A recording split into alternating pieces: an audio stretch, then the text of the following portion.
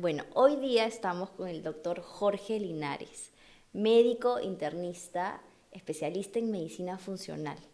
Hoy día vamos a hablar de un tema muy importante, cómo dormir mejor, maneras naturales de vencer el problema de insomnio, el problema de despertarte en medio de la noche, el problema de no poder conciliar el sueño.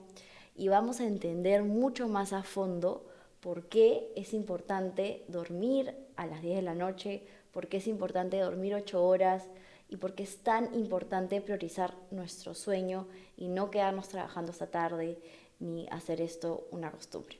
Muchas gracias, doctor Linares, por estar acá. Te agradezco muchísimo. Más bien, gracias a ustedes por la invitación.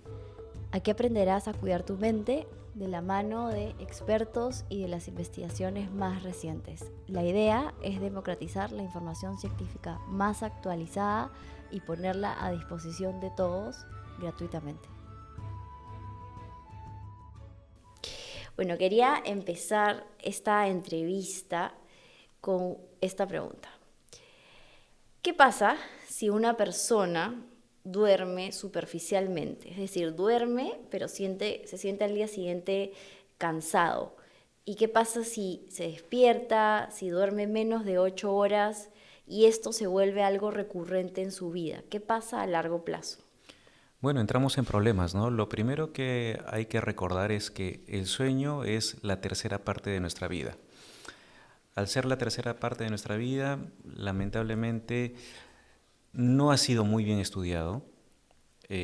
Quizás los laboratorios de sueño existen en los últimos 30 años.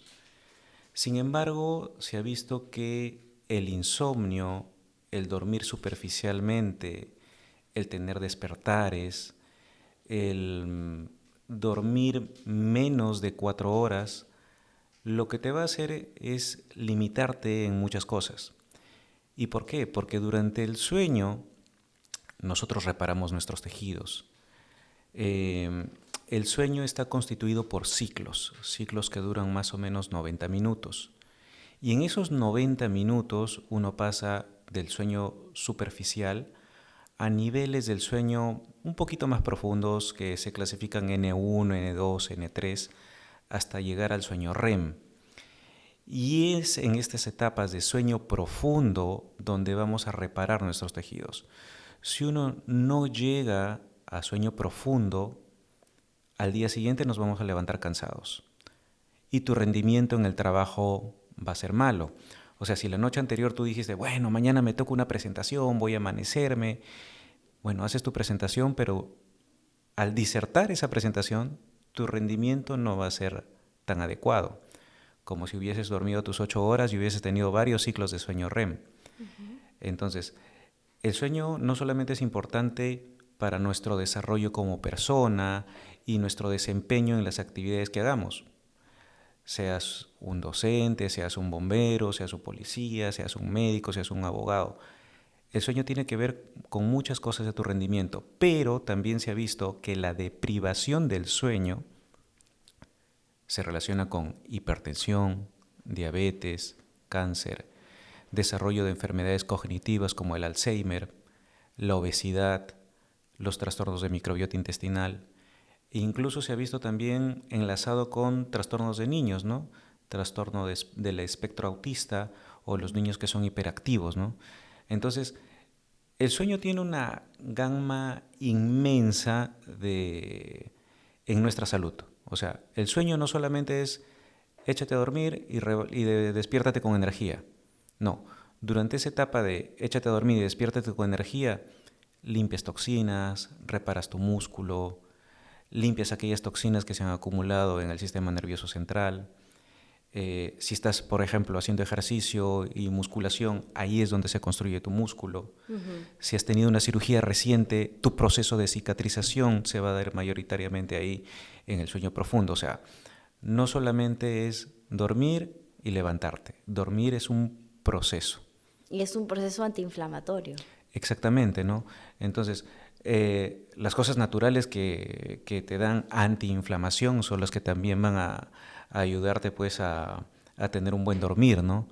Por ejemplo, cositas naturales, y lo conocemos desde la abuelita, pues aquella manzanilla, aquella valeriana, pasando hoy en día pues por la que casi todos conocemos, ¿no? La melatonina, el magnesio, la vitamina D, el omega 3, todos con potencial antiinflamatorio e incluso el ejercicio. ¿Eh? El ejercicio cuando uno, ya sea que tú hagas ejercicio cardiovascular o ejercicio de fuerza, en ambos vas a formar unas sustancias químicas que son las ejercinas, las miocinas, quizás un poquito más las vas a formar con el ejercicio de fuerza, pero ambos tienen potencial antiinflamatorio, ¿no? Y es por esto que el hacer una buena actividad física también va a permitir que tengas una buena calidad de sueño. ¿Y cuántos minutos debería hacer esta actividad física y cuántas veces a la semana? Bueno, lo que está escrito, la Organización Mundial de la Salud describe que para una buena salud cardiovascular mínimo tienes que tener 150 minutos por semana. Okay. ¿No? Ya la división depende de cada uno. ¿Qué le digo yo a los pacientes? Que tu primera meta es lograr esos 150 minutos. Pero si puedes hacerlo más, puedes llegar pues a tus 40, 45 minutos, 5, 6 veces por semana, también es ideal, ¿no? Tampoco te vas a pasar, porque todo en exceso también es dañino, ¿no? Entonces, tu primera meta es llegar a esos 150 minutos recomendados. Pero si puedes llegar 40, 45 minutos, 5, 6 veces por semana, esa es una meta ideal. Entonces, una persona que tiene problemas para dormir, si le puedes recomendar 4 estrategias naturales, ¿cuáles serían? Lo primero hay que recordar que el sueño tiene una fisiología, ¿no? Quizás el enemigo del sueño fue la energía eléctrica. Uh-huh. Nosotros tenemos receptores a nivel de la retina que captan la luz durante el día. Estos receptores, pues, apagan a una glándula, entre comillas la apagan, que es la glándula pineal, uh-huh, que está dormida durante el día, no produce melatonina. Entonces, se va el sol y estos receptores ya no reciben la luz como estímulo. En ese momento, la glándula pineal empieza a producir melatonina. Uh-huh. Y esta melatonina, mediante otros mediadores químicos, otros neurotransmisores, nos da la generación de sueño. Uh-huh. Es más, una teoría es esta, la exposición a la luz, otro es la de la melatonina, otro es que nosotros ya tenemos un reloj biológico, ya tenemos una cronobiología. Es más, en los años 60 o 70, no recuerdo exactamente el nombre, pero fue un francés que se encerró en unas cuevas, no estaba expuesto a nada de luz, pero su reloj biológico le decía que se duerma a la misma hora, que se despierte a la misma hora. Entonces, es por esto importante también que tengamos un horario en el dormir, que cuando te da sueño, duérmete, ¿no? Uh-huh. Y entonces, digamos que la primera estrategia natural para una persona que tiene problemas para dormir sería apagar todas las luces de la casa, no ver el celular, no ver televisión incluso. No lo podías haber dicho mejor. O sea, como hemos dicho, en la fisiología interviene la luz. Entonces, una primera medida es, bueno, si yo me voy a dormir a las 10 de la noche, 2 horas antes, 2 horas y media, me desconecto del televisor, me desconecto del celular, me desconecto de la tablet, y no hagan la trampita de poner el filtro de luz azul, porque igual tu cerebro pues lo va a detectar como luz. Exacto. Y tu cerebro va a decir, no, es de noche, pero estoy viendo la tablet. No, tu cerebro va a decir, todavía es de día. Exacto. De hecho, en la literatura científica que he leído, las únicas luces que son permitidas en la noche son las velas. Y chiquitas. Es más, se dice que a partir de la modernidad, incluso una vela que te produce una luz hasta 10 metros, también ya influye en tu sueño. ¡Wow! Una vela. Una vela. Y uno se pone a pensar un foco versus una vela. Exactamente. Y es más, antes los focos eran de luz amarilla. Sí. Ahora tenemos full focos LED y todos son de luz blanca. Lo peor. Entonces, en la luz blanca vienen todos los haces de luz, porque al final la luz es un conjunto de haces, ¿no? De múltiples luces, y dentro de ellas la luz azul, ¿no? Que es la que más nos estimula. Entonces, Tal es así que a partir de que apareció la energía eléctrica hemos perdido como especie 2 horas de sueño. O sea, Increíble. actualmente dormimos 2 horas menos que las personas que estaban pues en el 1850, en el 1800, ¿no? Y es por eso que hoy en día, por ejemplo, si bien es cierto que vivimos más como especie, también tenemos más hipertensión, más diabetes, más obesidad, más cáncer. La humanidad ha visto una transición en las enfermedades. Antes lo que nos traía mortalidad, de lo que nos moríamos, eran las enfermedades infecciosas. Ujú. Hoy en día y en los próximos 50 a 100 años, lo que nos va a traer mortalidad son las enfermedades crónicas no transmisibles. ¿Y cuáles son estas? Otra vez las mencionamos: hipertensión, diabetes, obesidad, cáncer, dislipidemia, trastornos cognitivos como el Alzheimer. Y todas estas están relacionadas con el sueño. Ojo, no queremos decir... La fisiopatología es la ciencia que estudia en la medicina el origen, o sea, cómo se da una enfermedad, ¿no? Ujú. Entonces ya se sabe que, por ejemplo, para la diabetes mellitus es la resistencia a la insulina. Ujú. Pero hoy tenemos más estudios, más cosas. Y también se sabe que un mal sueño también conlleva en parte a un mal control de tu glicemia. O el hipertenso, ¿no? A veces tenemos pacientes que tienen hipertensión y están con 2, 3, 4 grupos de fármacos.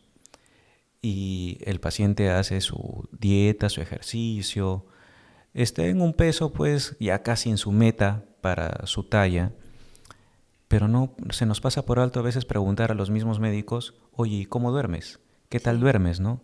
Y quizás detrás de esa hipertensión mal controlada, entre comillas, con 3 o 4 fármacos, tienes un paciente que duerme mal y encima tiene apnea del sueño. Y para que nos hagamos una idea, de todas las enfermedades crónicas, más o menos cada una de estas, independiente de la que sea, 1/3 de estas enfermedades tienes algún trastorno del sueño. Y lo peor aún, que a veces ya tengo el trastorno del sueño, no hay el medio cómo diagnosticarlo. Ujú. Porque también nos hemos acostumbrado en la ciencia a objetivar, ¿no? Ujú. Entonces, en un trastorno del sueño tienes que objetivarlo con un electroencefalograma que va a medir tu actividad cerebral, objetivarlo con los movimientos oculares, Ujú. objetivarlo también con la tonometría muscular y objetivarlo con una polisomnografía, ¿no? Entonces, y en el mundo los laboratorios de sueño existen pues en los últimos 30, 40 años y en nuestro país son escasos, Y ¿no? una pregunta, alguien que tiene problemas para dormir, ¿tú le dirías que de todas maneras se haga esta prueba, este electro, La polisomnografía. sí, O sea, más bien ahí habría que averiguar cosas un poquito más sencillas, ¿no? Porque ¿qué tal si ese paciente está muy cargado de estrés o claro, tiene mucha ansiedad o simplemente es aquel que llega a su casa del trabajo, prende la TV y está escudriñando en el Netflix hasta la 1 de la madrugada, ¿no? claro, Entonces, primero, higiene del sueño. primero higiene del sueño. Primero, higiene del sueño. Averiguar si tiene niveles adecuados de vitamina D, si tiene una actividad física adecuada, si tiene un entorno familiar adecuado. Ver también cuántos años tiene, ¿no? Porque también la edad tiene mucho que ver con el sueño. Mientras más edad tenemos, menos horas de sueño tenemos. Ujú. Y esto es parte fisiológico y también parte de la modernidad. Ujú. Y ya si por ahí hice cambios en la higiene del sueño, tiene buen nivel de vitamina D, tiene un entorno adecuado, no tiene problemas como bruxismo o alteraciones en articulaciones temporomandibular, en la masticación, en la mordida, y el paciente sigue con el problema, pasamos a la polisomnografía. Para descartar apnea de sueño. Exacto, apnea del sueño es el problema, ¿no? Porque incluso apnea del sueño se ha visto que te incrementa el riesgo de enfermedad cerebrovascular. Apnea del sueño te incrementa el riesgo de enfermedades cognitivas, te incrementa el riesgo de todas las entidades prácticamente, ¿no? Hipertensión, diabetes, dislipidemia. Entonces, alguien que tiene problemas para dormir, a veces va de frente al psiquiatra. ¿Tú recomendarías primero? Primero pasa por un médico internista, un médico funcional, que te busquen causas de insomnio. Porque, por ejemplo, el problema de, o sea, que no sea automático, es más, muchas veces, y en nuestro país tenemos la facilidad, ya, no duermo bien y me voy a comprar un alprazolam, ¿no? Ya, me voy, me compro mi pepa, me pepeo, ya. No, eso no hay que hacer. Porque ¿qué pasaría si detrás de tu insomnio está un hipertiroidismo? Exactamente. ¿O qué tal si detrás de tu insomnio está un problema suprarrenal? ¿O está una deficiencia de vitamina D? ¿O te falta magnesio? ¿O de repente tienes depresión o ansiedad? O sea, no puedo dormir, la pepa no es la solución. La solución es averiguar qué está pasando. Exacto, o sea, no dormir bien es un indicador de que están pasando cosas en tu cuerpo y en tu mente. Y en realidad ignorarlo es lo peor que podemos hacer, ¿no? Sí, sí, sí, sí. Entonces, esta pregunta es, ¿cuáles son las 4 maneras más efectivas de mejorar tu sueño? Lo primero es apagar todas las luces y todos los artefactos que emitan luz desde aprox las 7 de la noche, si es que uno quiere dormir a las 10 de la noche. Lo segundo, ¿qué sería? Los estimulantes, Ok, el café, ¿no? ok. Limitar el café o el té. Esto es individual, ¿ah? Porque hay estudios que te dicen que el café tiene un tiempo de vida media de 6 horas, otros Sí, y es individual, ¿no?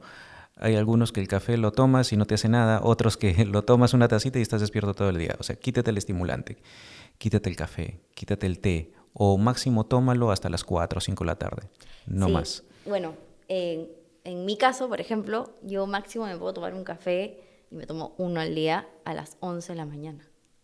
Ese es mi límite personal, ¿no? Porque la cafeína se metaboliza diferente en cada cuerpo, mi genética. Claro, es diferente, ¿no? Por ejemplo, yo tomo café 2 veces al día, ¿no? Uno a las 7 de la mañana y otro a las 4 de la tarde. Ujú. Y hay otro factor que mencionaste cuando estábamos hablando que es muy importante, que es el de la adenosina. Entonces, explícanos un poco qué es la adenosina y qué tiene que ver la luz con la adenosina, el café con la adenosina y por qué es importante que todo el mundo entienda mucho sobre la adenosina. La adenosina es vamos a ponerle un químico, ¿no? Es un subproducto que se va acumulando en nuestro tejido nervioso durante el día. Entonces, como se va acumulando a mayor cantidad de adenosina, nos va a provocar al final del día sueño. Entonces, el café bloquea los receptores de adenosina.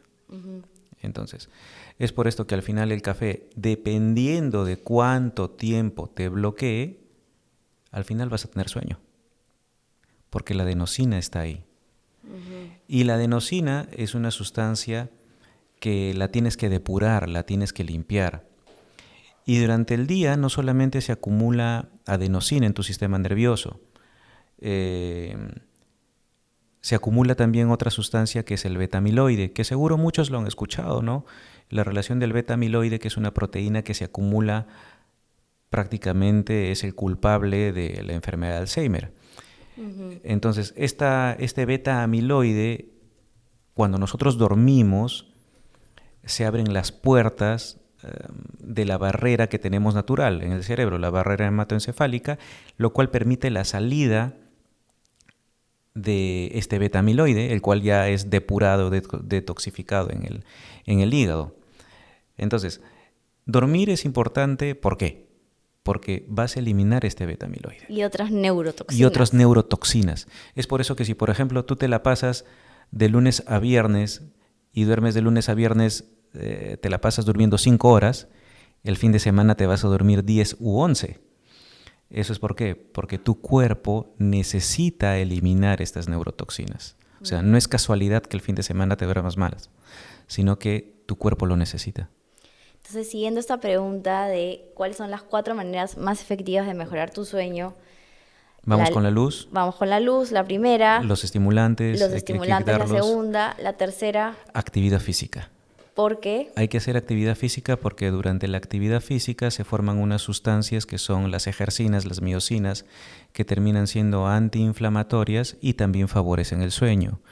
Y estas sustancias también no solamente te van a favorecer el sueño, sino también te van a favorecer a tener un buen control de hipertensión, si es que la tienes, un buen control de diabetes, incluso un buen control de fibromialgia. ¿No? Eso es súper importante porque la fibromialgia es una epidemia, como tú sabes más que nadie, y las personas que tienen fibromialgia tienen mucho dolor corporal.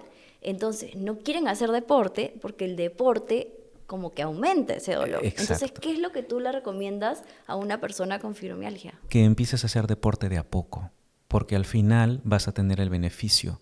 El problema de fibromialgia es un problema de energía, que al músculo le falta energía, le falta por ahí algún micronutriente.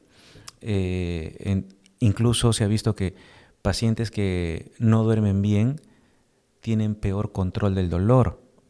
O desarrollan fibromialgia. O desarrollan fibromialgia.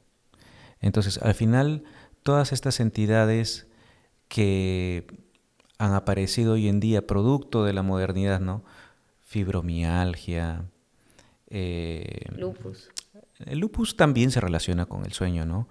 La fatiga crónica, el síndrome de fatiga crónica, sí. El síndrome de dolor regional complejo, todo lo que tenga que ver con dolor tiene que ver con el sueño, ¿eh? O sea, a menor calidad de sueño, por ejemplo, si tú tienes deslizante del tobillo, si tú tienes un mal sueño, vas a tener más dolor. Sí. De hecho, en los alumnos que yo tengo con fibromialgia, yo siempre les pregunto, un poco les hago como historia clínica, ¿no? Que me cuenten el desarrollo de sus síntomas y 100 de 100, antes de tener síntomas de fibromialgia, tenían problemas para dormir, sí. y o problemas gastrointestinales, sí. Y o migrañas. Esto es una tendencia increíble. Es que, a ver, cuando nosotros nos enseñan medicina, nos enseñan por partes. Primero está la anatomía, la fisiología, la fisiopatología, la farmacología, el examen físico, la semiología. Pero al final el cuerpo humano es uno solo. Y hoy en día, por ejemplo, se habla del eje intestino-cerebro, del eje intestino-pulmón, del eje microbiota intestino-cerebro. Y tal es así que, por ejemplo, incluso si tienes disbiosis, o sea, una modificación de la microbiota, esto genera inflamación de bajo grado a nivel del aparato digestivo y esto se comunica a través del nervio vago con nuestro sistema nervioso y modifica una serie de neurotransmisores que van a terminar modificándote el sueño. Y muchas veces acá quedas, ¿no? ¿Y qué fue primero, el huevo o la gallina? Como ese problema, ¿no? ¿Es que el trastorno del sueño te modifica la microbiota o es que el trastorno de microbiota intestinal te modifica el sueño? Al final lo que se está viendo es que la relación es bilateral. Exacto, está en constante comunicación todo Exacto. el día. O sea, no hay que buscar quién fue primero. Exacto, sino corregir los dos. Exacto, sí. Exacto. Es más, hay estudios en donde se han visto, por ejemplo, algunos tipos de bacterias como las arqueas que se encuentran disminuidas no solamente en personas que tienen trastornos del sueño, sino que personas que tienen trastornos de depresión. Ahora, el mensaje no es, entonces me voy a tomar arqueas como probiótico. No. El mensaje siempre tiene que ser multifactorial. O sea, corrige el sueño, higiene del sueño, quítate los estimulantes, practica deporte, ten una vida tranquila, un entorno familiar tranquilo, come bien, corrige tu microbiota y de esta manera vas a corregir ambos. ¿Y tú recomiendas probióticos a todos los pacientes o no, que tienen disbiosis o no necesariamente? La disbiosis es un estado, ¿no? Es un producto, ya sea de que o tienes exceso de carbohidratos en tu dieta, falta de vegetales, o incluso cosas muy antiguas como que naciste por cesárea o tu lactancia materna fue menos de un año, o que tienes niveles de estrés altos, por lo tanto niveles de cortisol altos, o que tomaste antibióticos de amplio espectro o por mucho tiempo, o incluso el uso indiscriminado de omeprazol, lansoprazol. Entonces, en los pacientes que tienen todos estos factores de riesgo, sí, recomendamos el tratamiento con probióticos, ¿no? Pero no solamente es el probiótico, ¿no? El mensaje es que si tú tienes un trastorno gastrointestinal que termina siendo una disbiosis, tienes que ver cómo está su salud física, o sea, cómo está de ejercicio, cómo está su salud mental, y en su salud mental pues incluye el estrés y el sueño, ¿ya? Cómo está su salud médica, acá vienen los síntomas gastrointestinales, y su salud nutricional. O sea, no solamente es el probiótico, Claro, son cada uno de estos 4 acápites, ¿no? 4 claro. cimientos. ¿Y recomiendas probióticos diferentes según el caso o recomiendas siempre el mismo probiótico? Depende, ¿no? Porque a veces hacemos tratamiento empírico con probióticos a las personas que sospechamos que tienen disbiosis intestinal, ¿no? ¿Y a qué me refiero con tratamiento empírico? Que damos una serie de probióticos que tienen 13, 12 cepas necesarias y te cubren la gran mayoría de los casos de disbiosis. Pero si el paciente no responde, muchas veces hacemos análisis de microbiota intestinal y eso sí te da una mayor especificidad. O sea, si por ahí te falta vamos a ponerle un bichito que se llama Akkermansia, se puede suplementar con Akkermansia. Ah, hay probióticos Específicos, específicos sí, de acremancia. sí, Porque ese es el que te falta, entonces exacto. ese necesitas. Por ejemplo, si te falta una bifidobacteria, hay bifidobacterias. Pero, por ejemplo, también si te falta otros bichitos que es Lactobacillus. Prevotella, las mismas arqueas, todavía no hay, o sea, un probiótico en específico. Pero puedes dar otro probiótico que indirectamente va a hacer que esta población que la tienes disminuida incremente. Y lo que se busca es eso, especificidad, y en algún momento seguramente va a haber ya probióticos muy específicos para cada uno, ¿no? De lo que tengamos deficiencia. Y de hecho he leído que en Estados Unidos los psiquiatras que tienen esta formación más de medicina funcional dan probióticos como antidepresivos naturales. Exacto. ¿Eso es por qué? Porque se ha visto que el eje intestino-cerebro, ¿no? Al final, la depresión es un desorden en el cual, pues, te faltan algunos neurotransmisores. Los medicamentos habituales lo que hacen es incrementar los neurotransmisores, pero bloqueando otras cosas, ¿no? Y al bloquear esas otras cosas, ahí pueden venir algunos efectos secundarios. ¿Dónde entran los probióticos? Que por esta comunicación entre el eje intestino-cerebro, tú terminas haciendo pues un medio intestinal antiinflamatorio con mayor capacidad de absorber todos los precursores de los neurotransmisores que nos faltan. Por ejemplo, el problema con la depresión es la serotonina. Y quizás tu aparato digestivo está tan inflamado que no estás absorbiendo el triptofano. Pero al tener tú un intestino bien, sano, sin disbiosis, desinflamado, absorbes este triptofano, el cual va a terminar siendo el precursor. Como ven, hemos empezado hablando del sueño y ahora estamos hablando de la microbiota, porque es un tema muy importante, no solo para las personas que tienen problemas para dormir, sino para las personas que tienen migrañas, colon irritable, gastritis, fibromialgia, incluso depresión. Entonces vamos a hacer otro capítulo en el que vamos a hablar de full flora intestinal y ahorita vamos a enfocarnos en 3 preguntas más sobre cómo dormir mejor. Entonces, la siguiente pregunta es, ¿qué suplementos naturales recomiendas para dormir mejor? Ya. Entonces, habíamos dicho algunas recomendaciones: la higiene del sueño, quitarte los estimulantes, Sí. la actividad física Sí. y tener un entorno adecuado. Ahora, ¿con qué más te puedes ayudar? El magnesio, ¿no? El magnesio y especialmente el treonato o glicinato de magnesio, porque tienen una capacidad de pasar a barrera hematoencefálica y llegar a nuestro sistema nervioso y ayudarnos en ese proceso de relajarse, de prepararte para el sueño. La otra cosa que podremos utilizar viene a ser también la melatonina. Melatonina que la podemos encontrar desde 0.5, 1 hasta 5 miligramos, ¿no? Dependiendo de la individualidad de cada persona se escoge la dosis. Y lo otro es la vitamina D. Quizás una de las vitaminas que también es transversal a muchas entidades es esta. Y se ha visto que, por ejemplo, pacientes que tienen déficit de vitamina D también tienen trastornos del sueño. Entonces, ¿qué más podríamos utilizar? Yo diría estas tres principalmente: magnesio, melatonina y vitamina D. ¿Cuántos UI de vitamina D al día? Entre 5.000 y 10.000.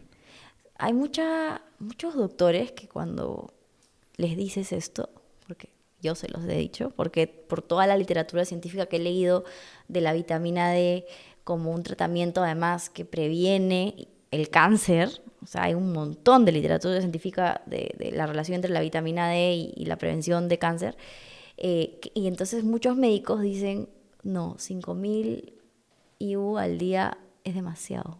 ¿Qué les dirías a estos médicos?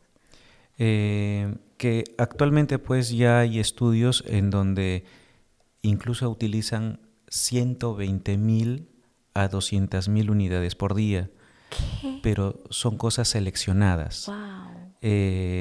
Donde se ha utilizado, por ejemplo, hay un protocolo que es protocolo Coimbra, que se utiliza, por ejemplo, en esclerosis múltiple.